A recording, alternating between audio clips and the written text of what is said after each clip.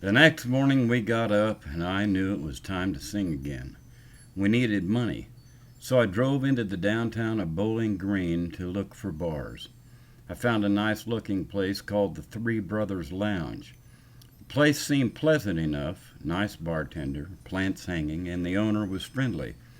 He said I could come back that night and sing for tips.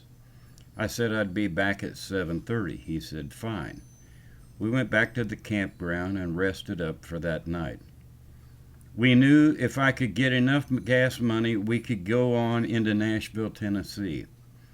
At 5 o'clock, Mary and I got dressed up and headed for the bar.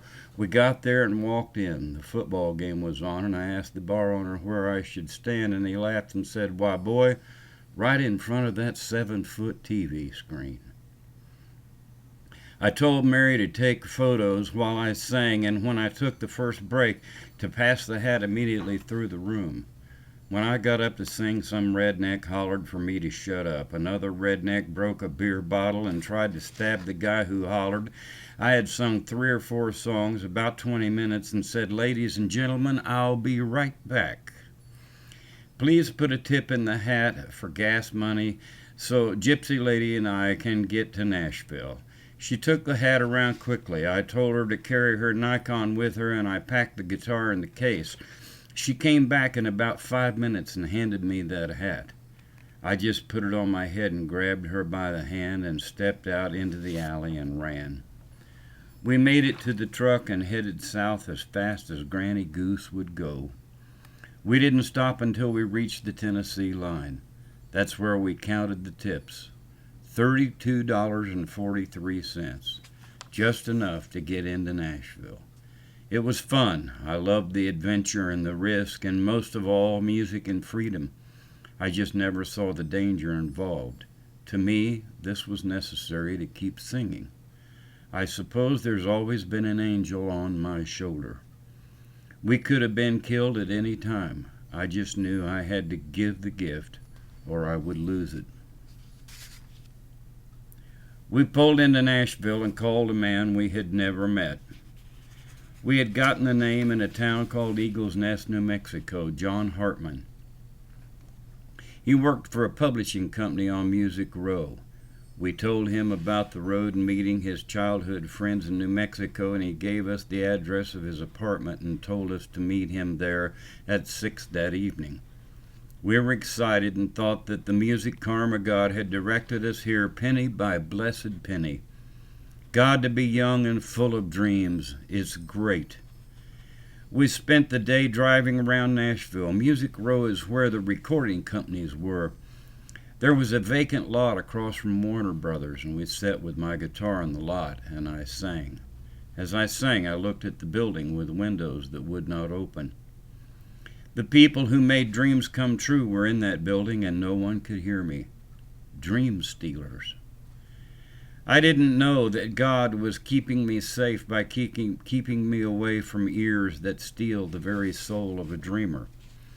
Those people in those buildings only know how to make money with artists' dreams and talent. By doing that, they have to kill the artist's spirit.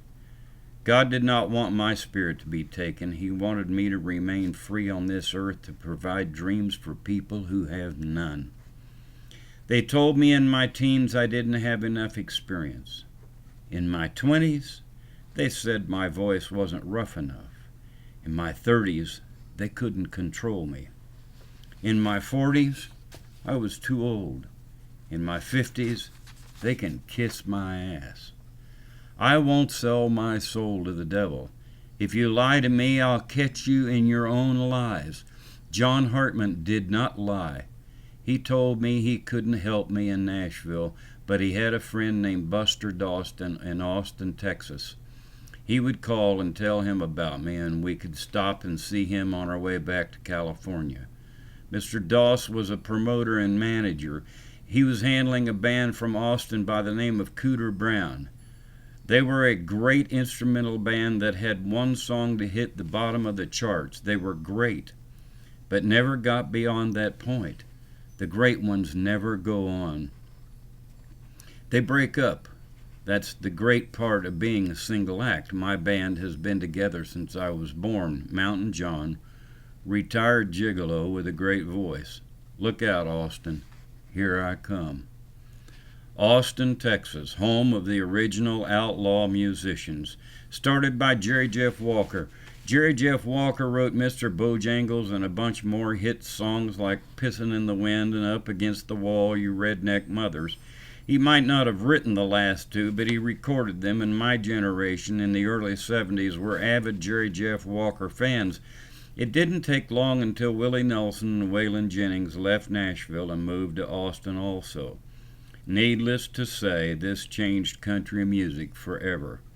Country took on a rock and roll outlaw flavor from then on. I didn't care for that. My love was folk and traditional country.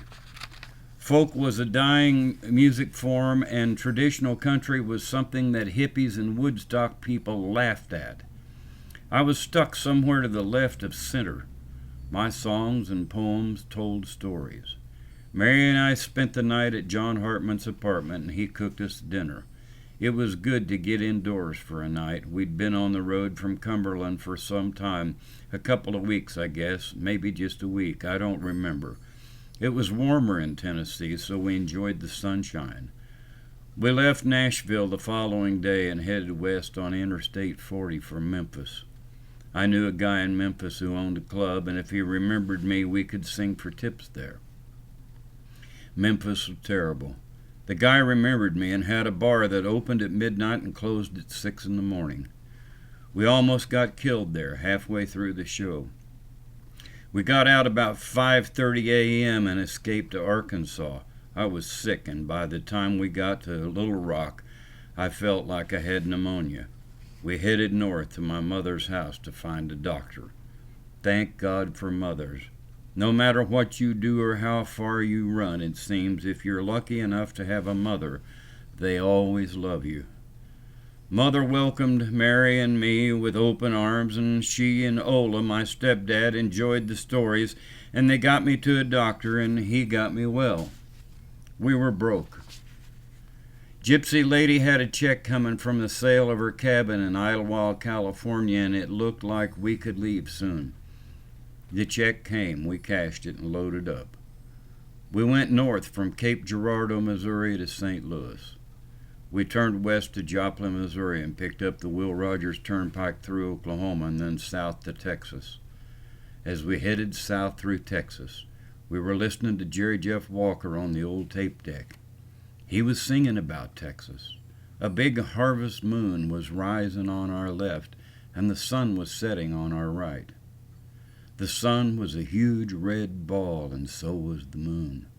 I was driving, and the moon shone right through my window. The sun was coming through on Gypsy Lady's side, perfectly lined up. What a cosmic trip in an oriental moon-blued truck with sleigh bells ringing. We were the last of the outlawed gypsies.